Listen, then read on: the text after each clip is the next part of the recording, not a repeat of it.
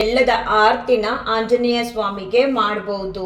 ಹೆಚ್ಚಿನ ಅನುಗ್ರಹಕ್ಕಾಗಿ 2 ಇಲ್ಲ ಅಂದ್ರೆ 5 ಬೆಲ್ಲದ ಆರತಿನ ಮಾಡಬಹುದು. ಶ್ರೀ ಗುರು ರಾಘವೇಂದ್ರಾಯ ನಮಃ. ಎಲ್ಲರಿಗೂ ನನ್ನ ನಮಸ್ಕಾರಗಳನ್ನ ತಿಳಿಸ್ತಾ ಇವತ್ತಿನ ಈ ವಿಡಿಯೋದಲ್ಲಿ ಹನುಮ ಜಯಂತಿ ಬಗ್ಗೆ ತಿಳಿಸ್ಕೊಡ್ತಿದ್ದೀನಿ. ಮಂಗಳವಾರ ಡಿಸೆಂಬರ್ 2ನೇ ತಾರೀಕು ಹನುಮ ಜಯಂತಿ ಬರ್ತಿದೆ.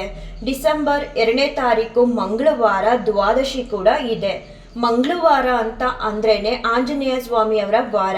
ಅದೇ ದಿನ ಹನುಮ ಜಯಂತಿ ಬಂದಿರೋದ್ರಿಂದ ಎಷ್ಟೇ ಕಷ್ಟ ಕಾರ್ಪಣ್ಯಗಳು ನಿಮ್ಮ ಬದುಕಲ್ಲಿ ಇರಲಿ, ಮನಸ್ಸಲ್ಲಿ ಕಿರಿಕಿರಿ ಆಗಲಿ, ಮನೇಲಿ ಕಿರಿಕಿರಿ ಆಗಲಿ, ಮಕ್ಕಳಲ್ಲಿ ವಿದ್ಯಾಭ್ಯಾಸದ ಸಮಸ್ಯೆ ಇದ್ದರೂ ಕೂಡ, ಅಥವಾ ಬೇರೆ ಏನೋ ಒಂದು ರೀತಿ ಮನೇಲಿ ನೆಮ್ಮದಿ ಇಲ್ಲ, ಕಾದಾಟಗಳು ಜಾಸ್ತಿ ಆಗ್ತಿದೆ, ಮತ್ತು ಎಷ್ಟೇ ಪೂಜೆ ಪುನಸ್ಕಾರ ಮಾಡಿದ್ರೂ ಕೂಡ ಏನೋ ಒಂದು ರೀತಿ ಕಷ್ಟ ಅನ್ನೋದು ಕಳೀತಿಲ್ಲ ಅಂತ ಅನ್ನೋರೆಲ್ಲರೂ ಕೂಡ ಮಂಗಳವಾರ ಹನುಮ ಜಯಂತಿ ದಿನ ಆಂಜನೇಯ ಸ್ವಾಮಿನ ಭಕ್ತಿ ಶ್ರದ್ಧೆ ನಿಷ್ಠೆಯೊಂದಿಗೆ ಪೂಜಿಸೋದ್ರಿಂದ ನಿಮ್ಮೆಲ್ಲ ಕಷ್ಟ ಕಾರ್ಪಣ್ಯಗಳು ದೂರ ಆಗುತ್ತೆ.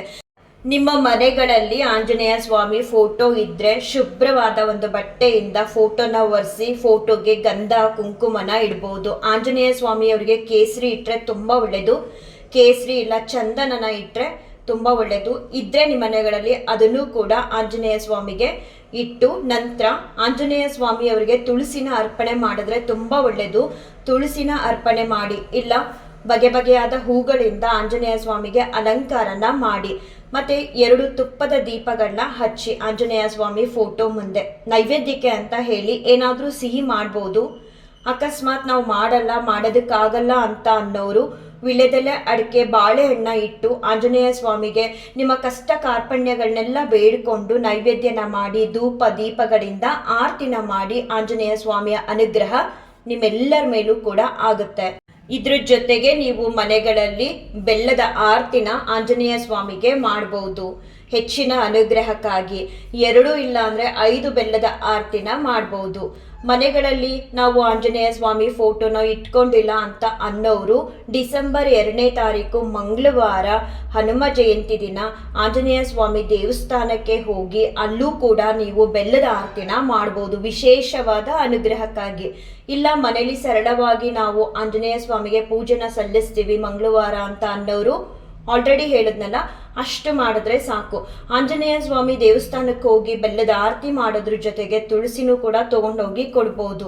ಜೊತೆಗೆ ಹನುಮ ಜಯಂತಿ ಪ್ರಯುಕ್ತ ಆಂಜನೇಯ ಸ್ವಾಮಿ ದೇವಸ್ಥಾನಗಳಲ್ಲಿ ನಾನಾ ರೀತಿಯಾದ ಸೇವೆಗಳಿರುತ್ತೆ. ನೀವು ಹಿಂದಿನ ದಿನನೇ ಆಂಜನೇಯ ಸ್ವಾಮಿ ದೇವಸ್ಥಾನಕ್ಕೆ ಹೋಗಿ ಅಲ್ಲಿ ಅರ್ಚಕರನ್ನ ಭೇಟಿ ಮಾಡಿ ಯಾವ ಯಾವ ಸೇವೆಗಳು ಇದೆ ಅಂತ ಕೇಳಿ ತಿಳ್ಕೊಂಡು ನಿಮಗೆ ಇಷ್ಟವಾದಂತಹ ಸೇವೆನ ಆಂಜನೇಯ ಸ್ವಾಮಿಗೆ ಮಾಡಿಸ್ಬೋದು. ಅಭಿಷೇಕ ಇರುತ್ತೆ ಆಂಜನೇಯ ಸ್ವಾಮಿಗೆ, ಆ ಸೇವೆನಾದರೂ ನೀವು ಮಾಡಿಸ್ಬೋದು. ಇಲ್ಲಾಂದರೆ ಅಲಂಕಾರ ಸೇವೆ ಇರುತ್ತೆ, ಇಲ್ಲಾಂದರೆ ಪ್ರಸಾದ ವಿತರಣೆ ಸೇವೆ ಇರುತ್ತೆ.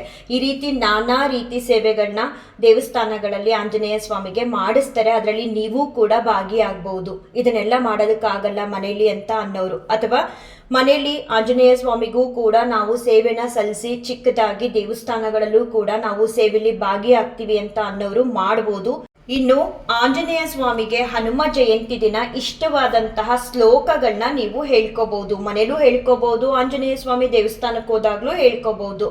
ನಮಗೆ ಆಂಜನೇಯ ಸ್ವಾಮಿಯ ಯಾವ ಶ್ಲೋಕ ಕೂಡ ಗೊತ್ತಿಲ್ಲ ಅಂತ ಅನ್ನೋರು ಬರೀ ಶ್ರೀರಾಮ ಅಂತ ನಾಮಸ್ಮರಣೆನ ಮಾಡಿದ್ರೆ ಸಾಕು, ಭಗವಂತಂದು ಆಂಜನೇಯ ಸ್ವಾಮಿ ನಿಮಗೆ ಅನುಗ್ರಹನ ಮಾಡ್ತಾರೆ.